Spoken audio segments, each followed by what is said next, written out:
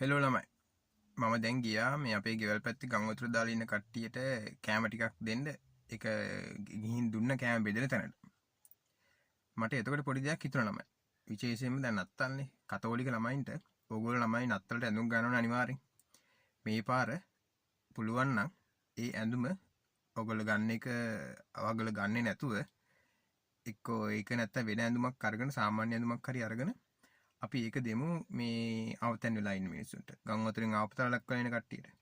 ඒක අපි හරියට හොයලා බලලා දෙමු. ඔයගලන්ට පුළුවන් නම් ඔයගලන් ගමේ කාට හරි දෙන්න එහෙම ප්‍රශ්නයක් නැහැ. ඒත් ඒකට හොඳ ප්‍රෝග්‍රෑම් එකක් හදමු. මම කියන්නම්. දැනට අයිඩියා එක තියාගන්න. හරි? අපි එහෙම කරමු. This is specially for the Catholic children. Children, you will be buying new dresses for the Christmas. So this time, if possible, we'll donate it to people who are affected with the flood. I will tell you, we'll make a proper program. For the moment, just keep that in your mind. තව එකක් තියෙනවා ළමයි කතෝලික ළමයින්ට මේ ඔය පල්ලි වල බැහැලා ඉන්න කට්ටිය ඉන්නේ. සමිති සමාගම් වල ඉන්නවනේ කොල්ලෝනේ. ඒගොල්ලෝ පුළුවන් නම් ඔය ෆාදර්ත් එක්ක හරි නැත්නම් ඔය වැඩිහිටියෝ කතා කරලා බලන්න.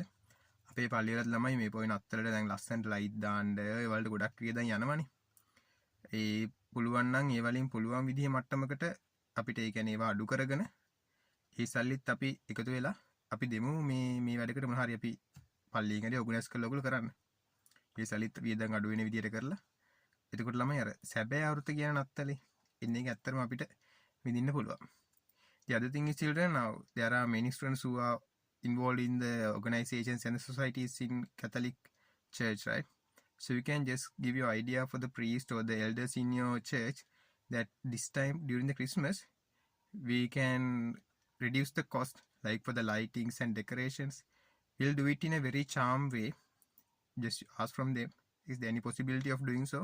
And we'll donate that money for the people who are affected with the floods. තව එකක් තියෙනවා ළමයි. කතෝලික වෙන නෝන හැමෝම දැන් අලුත් අවුරුද්දේ ළමයි විතර නෙමෙයි. ඔය වැඩි හිටියොත් ජොබ් වලට යන කට්ටියත් කොල්ල ගෙල්ලොත් ඇඳුම් ගන්නවනේ. දැන් කොල්ල ෂර්ට් දෙකයි කලසන් දෙකයි ගන්නවා නම් අලුත් අවුරුද්දේ වැඩට යන්න පුළුවන් නම් මේ එකකුයි කලසමුකුයි අරගෙන අනිත් එක ඩොනේට් කරමු අපි. හදමු ප්‍රෝග්‍රෑම් එකක්. නැත්නම් අනිත් ප්‍රෝග්‍රෑම් වෙනවනේ. එහෙම කරමු. The other thing is for not only for the children, for the people who are going for jobs even, like you will be mostly buying new dresses, right? So you can buy, if you are buying one like a 2 pairs, you can keep 1 pair for yourself and we'll donate the other pair. And for the children even, now when you are going to buy new stuff for your school, the pencils, pens and books, just try to donate one at least from your capacity. We don't need to do too much. We can do from our capacity. අපිට පුළුවන් මට්ටමින් ඉස්කෝල ළමයිත් ඔයගොල්ලෝ පුළුවන් විදියට ඔයගොල්ලෝ බඩු ගද්දි එකක් හරි එකතු කරලා තියාගන්න ඩොනේට් කරන තැන් වලට දෙන්න. අපි හදමු හොඳ ප්‍රෝග්‍රෑම් එකක්. හරි. We'll see. Okay, be safe. God bless you. Bye ළමයි.